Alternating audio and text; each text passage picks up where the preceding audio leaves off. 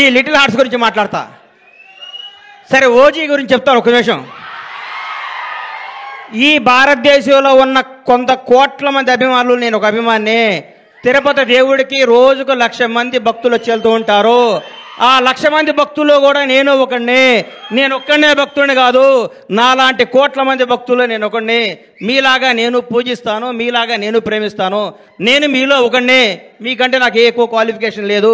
OG black buster అవ్వాలని మీతో పాటు నేను కోరుకుంటున్నాను. అది తప్పకుండా బ్లాక్ బాస్టర్ అవుద్ది. అంతే. Thank you. ఈ సినిమా గురించి మాట్లాడతాను. చిన్న సినిమా చచ్చిపోయింది. మా ప్రస్థానంలో అంత్యక్రియలు చేద్దాం అనుకుంటున్న తెలుగు ఇండస్ట్రీలో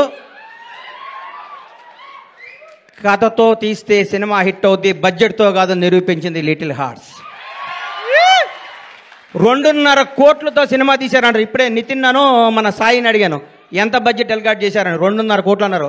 ఒక పెద్ద సినిమా షెడ్యూల్ వేసుకొని 3 రోజులు షూటింగ్ క్యాన్సిల్ అయితే 2.5 కోట్లు అవుతున్నాయి. ఈ రోజుల్లో 2.5 కోట్లతో 50 కోట్లు కలెక్ట్ చేసే సినిమా తీశారంటే hats off to Little Hearts team. మిమ్మల్ని చూసుకొని పెద్ద పెద్ద దర్శకులు, నిర్మాతలు ఇన్నింగ్లీని నాటాడు సిగ్గుతో తలంచుకోవాల్సిన రోజు తీసుకొచ్చారు మీరు ఇండస్ట్రీకి. నిజంగా ఇక సినిమా చూడండి, చిన్న సినిమా చూడండి, పెద్ద హీరో 500 కోట్ల బడ్జెట్ ఉంటుంది తీస్తారన్న రోజుల్లో 2.5 కోట్లతో యావత్ తెలుగు ఇండస్ట్రీ, తెలుగు సినిమా, తెలుగు ప్రజలందరినీ థియేటర్కి పరిగెత్తించారు. నేను సినిమా థియేటర్కి వెళ్ళి దాదాపు 5-6 సంవత్సరాల నుంచి నేను ఒక థియేటర్ ఎగ్జిబిటర్గా, నా థియేటర్ కూడా నేను సినిమాకి వెళ్ళలేదు. ఈ మధ్య నాకు ఫస్ట్ డే సినిమా చూడాలనిపించింది, మిరాయి సినిమా. ఆ రోజు వెళ్ళాను. ఈ సినిమాను లవ్ చేశాను. ఇవాళే ఈ సినిమాకి ఫంక్షన్ రావాలని ఫిక్స్ అయ్యి వంశీని అడిగాను, వంశీ కొద్దిగా టికెట్ చెప్పా సినిమాకి వెళ్తానని. మా థియేటర్లో ఆడుతుంది, నాకు కుదరలేదమ్మా, క్షమించు.